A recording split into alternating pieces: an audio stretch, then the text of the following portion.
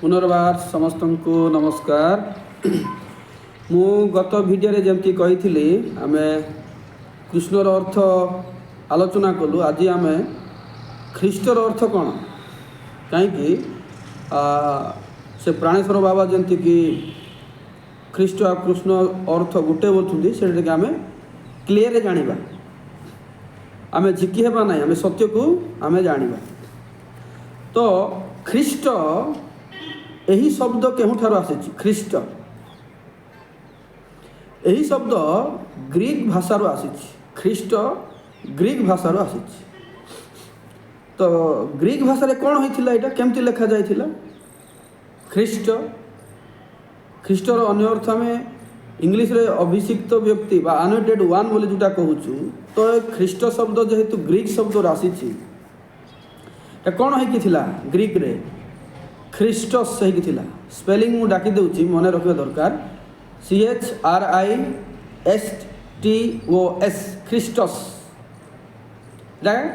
Greek language रे Greek भाषा रे थिला ख्रीष्टस CHRISTOS ख्रीष्टस यार अर्थ होची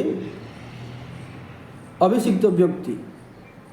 आउ एहा को हिब्रू भाषा रे जतले हम देखिबा बा एब्री भाषा रे देखिबा मेसिया सेटा मत स्पेलिंग देखंतु MESSIAH मेसिया किंतु आमे एबे व्यवहार करूछु MESSIAH मेसिया। तो मेसिया एब्री शब्द क्राइस्ट ग्रीक रु आसी सेटा ख्रीष्टस होइकी थिला। ए जो ख्रीष्टस आम जो क्राइस्ट बोली कहूँ एटा भी आमर ओडिया ना नहीं ख्रीष्टटा सेटा भी आउ गोटे भाषार आसी जमी कृष्ण शब्द जमी आउ गोटे भाषार आसी एटा भी सेमती आसी। तेणु ख्रीष्टस जोटा कि ग्रीक भाषा कहते तार अर्थ होची अभिषिक्त माने जन को निर्दिष्ट काम जिते बछा जाए मनोनीत करा जाए सेटा ग्रीक रे ख्रीष्टस बोली कहा जाए CHRISTOS ख्रीष्टस आउ ताहाकु से समान अर्थ को एब्री रे मेसिया बोली कहा जाए। तो ये दुईटा जो शब्दर अर्थ होचे अभिषिक्त बा निर्दिष्ट काम बछा जाइथिबा व्यक्ति। अच्छा एबे आमे टिके चिंता करिबा एहा संस्कृत रे जो आम देखुचु यार संस्कृत रे गोटे पद समान अच्छी परी लगुच कौन समान परी लगुच आपण देखिए सिमिलारिटी पाखापाखि समान परी लगुच ख्रीष्टस बोलिकी कूड़े संस्कृत रे कहीं से इस्कन भावा संस्कृत रे कृष्ण शब्द आउ ख्रीष्ट शब्द समान बोली कहते।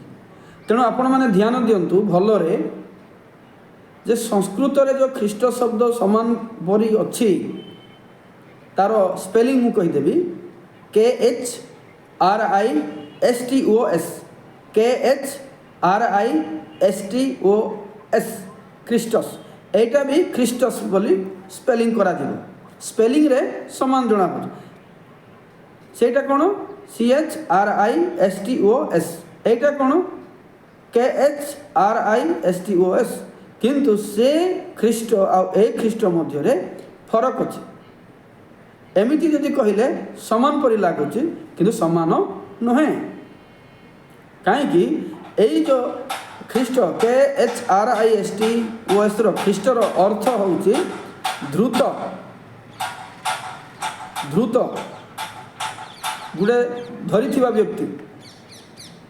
तो आको मध्य कहती परमेश्वर शब्द बोली संस्कृत रे किंतु यही जो ख्रीष्टस CHRISTOS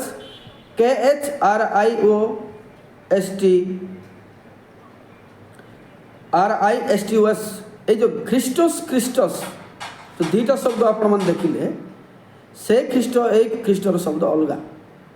तेणु KHRISTOS ख्रीष्टस कौनसी सहित कौनसी मते अभिषिक्त व्यक्ति ଖ୍ରୀଷ୍ଟଙ୍କର ଆମର ବାଇବେଲରେ ଯେଉଁ ଅଛନ୍ତି ତାଙ୍କ ସହିତ ସମ୍ପର୍କ ନାହିଁ, କିନ୍ତୁ ଶୁଣିବା ପାଇଁ ସମାନ ପରି ଲାଗୁଛି।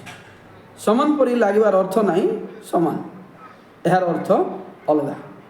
ସେଥିପାଇଁ ଆପଣମାନେ ଜାଣନ୍ତୁ ଯେ ଖ୍ରୀଷ୍ଟ ଯିଏକି ମସିହ, ଗ୍ରୀକ୍ ଭାଷାରେ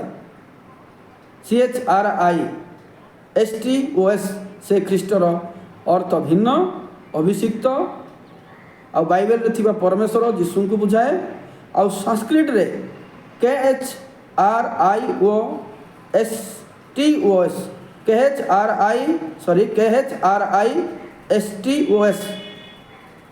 ଖ୍ରୀଷ୍ଟସ୍, ଏହାର ଅର୍ଥ ଭିନ୍ନ, କିନ୍ତୁ ଉଚ୍ଚାରଣରେ ସମାନ ପରି ଲାଗିଲେ ବି ଏଇଟା ସମାନ ଅର୍ଥ ନାହିଁ। ମୁଁ ଆଶା କରୁଛି ଏହି ଆଲୋଚନାରେ ଆପଣମାନେ କିଛି ଶିଖିବାର ବିଷୟ ପାଇଥିବେ। ଧନ୍ୟବାଦ, ନମସ୍କାର।